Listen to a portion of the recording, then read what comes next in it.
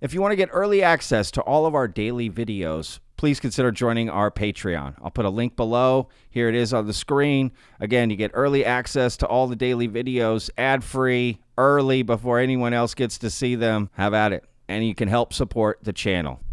Now, this is going to be an interesting type of video that I'm not sure if I've made before, but let's give it a go.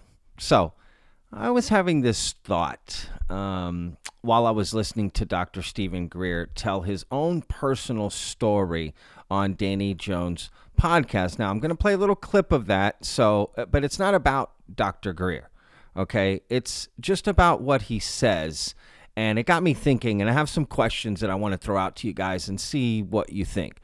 But first, let's start by just understanding Dr. Greer's personal story that he's going to tell. It's not that long of a clip. I'll see you on the other side, and then we'll talk about the questions that it sort of shook out of me.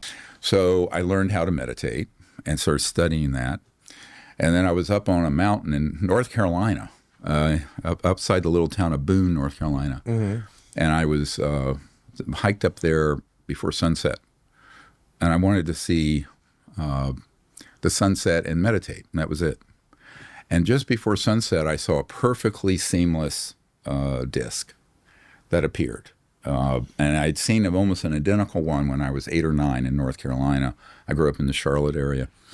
And I went, oh, they're back. I didn't think anything more about it. I just thought, well, there it is. I just accepted this. Okay. Because I had looked into this when I was a kid after I had my sighting.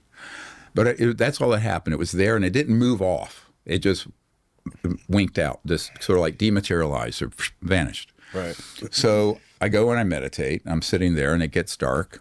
And when I open my eyes, I have the whole Milky Way is up above. And I'm at over 5,000 feet up there, crystal clear, October 1973.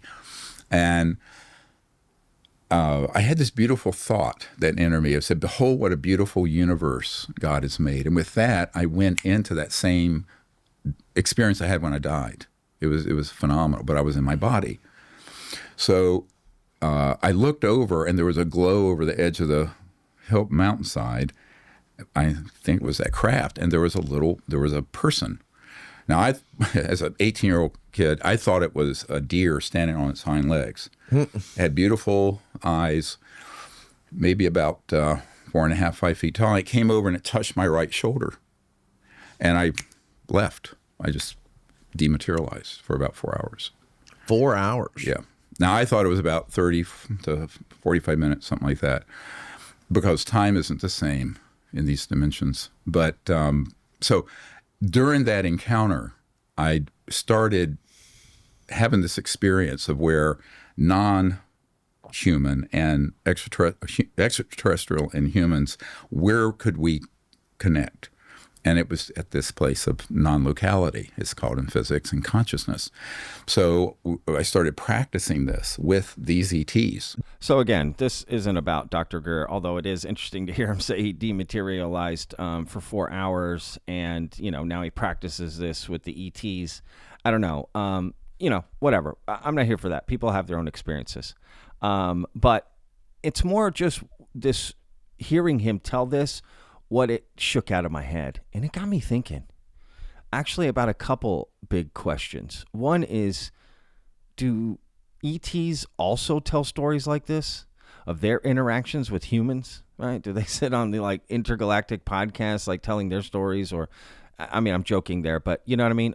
Do they get debriefed and go talk about their interactions with humans, right? Because I find that so fascinating, right? What do the ETs say about us? How do they communicate about us, right? What are they saying? How are they interpreting things? What is their perspective, right? And it would be interesting to hear their descriptions of humans, our society, culture, everything, right? And it just got me thinking about that. What do y'all think? Let me know down in the comments if you think that they would tell these kind of stories, right? And not just that, it would also be based on what their society is like, right? The kind of thoughts and questions and concerns they would have and even reveal, right? But it would be interesting to think, do they have something like podcast or news or media, right? Do you advance past those things, right? If they're so advanced, do they have advanced versions of that? And what does that look like, right?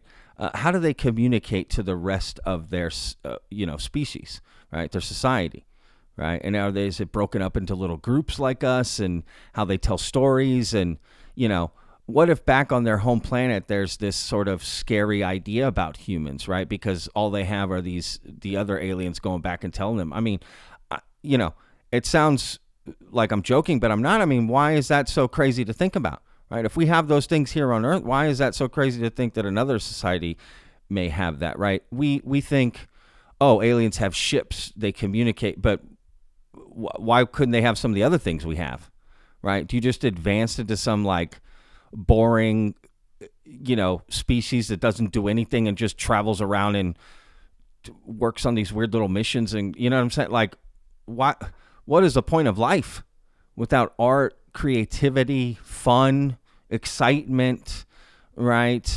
So leisure, right?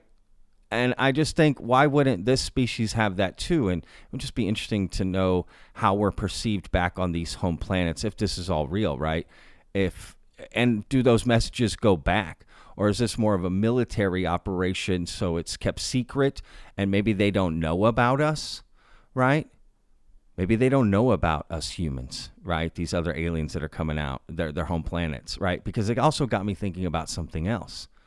Someone left a comment that I found very interesting in a YouTube video that I just made. I couldn't find it because I wanted to show and give this person credit, but they wrote, do the aliens like worry about disclosure, like on their home planet? Like, is there disclosure for humans, right, back on an alien home planet, right, that it's been kept secret and they don't know that other life exists either, right? And they're dealing with the same problem of it being covered up, and humans, aren't real, right? That's so fascinating to think about, right? If disclosure is sort of this cosmic problem, right? And that other alien species may be also dealing with that, right? Do they have government in place and, power, right? And secret governments themselves and all these things, right? Like, that's fascinating. Why not? If it's possible here, why isn't it possible there? Again, what does advanced mean, right? It just brings up all these questions. And if you advance technologically, you don't advance in other areas of society? And is it natural for societies to build out the way we have, right? With all the different aspects, like I said, right? Because leisure, fun, excitement, those creativity, art, that's a big part of society. And I think it really gives society depth, because without it, we're just worker bees making political decisions, right? For society, like, you know what I mean? Like, we're like North Korea. I mean, that sounds horrible, right? We need color. It's like the Wizard of Oz before color was introduced, right? It's black and white and then boom, right? So this idea of what these alien cultures are really like and what they do day to day and how they think about us. Are we being kept secret from them, right? How do they tell stories about their interactions? Even with each other, do they communicate like that? You know how you got coworkers and you talk to them? Do they do that? Do they have their own version of the water fountain? Because the way they're portrayed are like these mindless, soulless beings. And if that's advanced civilizations, then I don't want to advance, right? Then I don't want to go that route. Like, I hope that's not it, right? And if it's just told, well, they're all AI beings here, AI, you know what I mean? Like, they're all like robots and they're not real. Okay, that would be better to hear, to be honest with you, than, there's something else. And if there's these trickster beings from other dimensions, like, what's the point? What's the point of these spirits, demons? Like, what is the point of that? I mean, this sounds just boring. It sounds just like a boring existence, right? I don't know. I just think about that, right? So these are just some interesting questions. I don't know what to think. Let me know what you guys think in the comments. Let me know what other kind of interesting, crazy questions. There's no stupid questions, right? What other interesting or crazy things you think about these ET that maybe you haven't said before or just curious about? Like, throw it out there. Let's talk about this stuff. I don't know. Why not? Let's speculate. Let's spitball what's going on here, right? So anyway, thought I would try this video and just kind of throw out some thoughts I was having. Again, it's not about Dr. Greer, but it's just what it shook loose from the tree for me of thought, right? The tree of thought, what it shook loose. And all of a sudden I was thinking about these other things. And shout out to that person in the comments. I don't know who you are, but that was a great comment. It really got me thinking, to be honest with you. So, yeah, let me know. Do aliens struggle with the same stuff as us? You know, disclosure, secrets. I don't know. All right, y'all. We'll see you on the next video. Remember, every day's a gift, y'all. Peace. I live inside my own world of make-believe. Kids screaming in the cradles, profanities. I see the world through ice covered in ink and bleach. Cross out the ones who heard my cries and watched me weep.